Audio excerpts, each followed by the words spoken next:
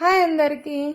ఈరోజు మనం ఏ టిఫిన్లోకైనా ఇడ్లీ, వడ, దోశ, ఏ టిఫిన్లోకైనా రైస్లోకైనా టేస్టీగా ఉండే సాంబార్ని ప్రిపేర్ చేసుకుందాం. దీనికి ముందుగా కుక్కర్లో 1 గ్లాస్ కందిపప్పును తీసుకొని బాగా కడిగి 3 గ్లాస్ వాటర్ యాడ్ చేసి 3 విజిల్స్ వచ్చే వరకు మంచిగా ఉడికించుకుందాం. ఇలా వాటర్ యాడ్ చేసుకొని ఇందులో కొద్దిగా పసుపు, ఆయిల్ వేసి మూత పెట్టి ఉడికించి ఇలా మెత్తగా అయిన తర్వాత దీన్ని గ్రైండ్ చేసి పక్కన ఉంచుకోవాలి. ఇందులోపు మనకు కావాల్సిన కూరగాయలన్నీ ఇలా తరిగి పెట్టుకోవాలి. నేను కుక్కర్లో ప్రిపేర్ చేస్తున్నానండి, ఇది బౌల్లో అయినా ప్రిపేర్ చేసుకోవచ్చు.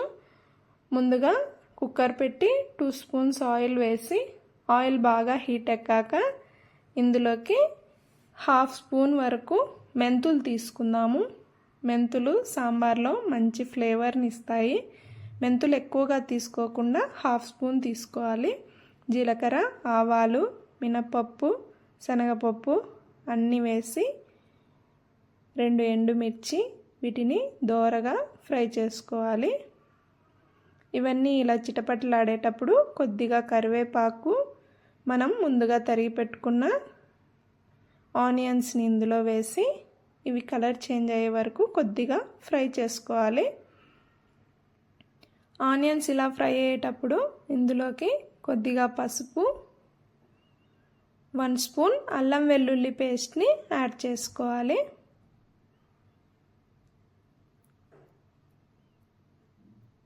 ఈ అల్లం వెల్లుల్లి పేస్ట్ పచ్చివాసన పోయే వరకు బాగా కలిపి ఇదంతా ఫ్రై చేసుకోవాలి.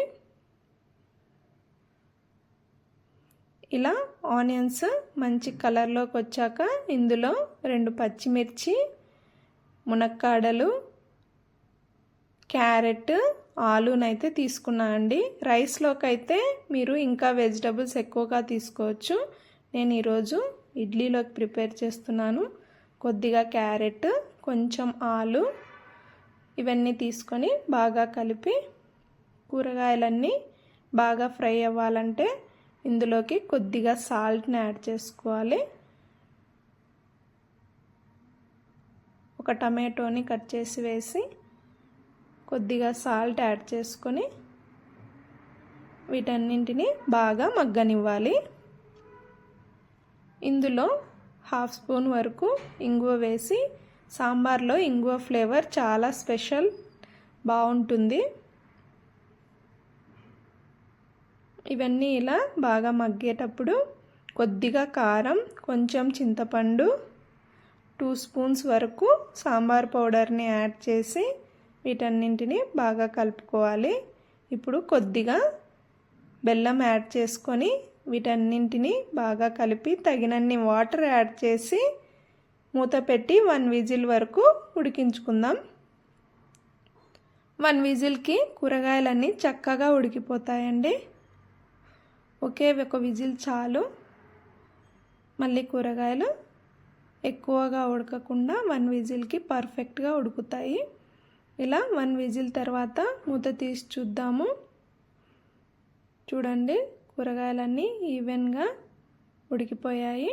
ఇప్పుడు మనం పక్కన పెట్టుకున్న కందిపప్పు మొత్తం ఇందులోకి ట్రాన్స్ఫర్ చేసుకొని దీన్నంతటిని బాగా ఉడికించుకోవాలి.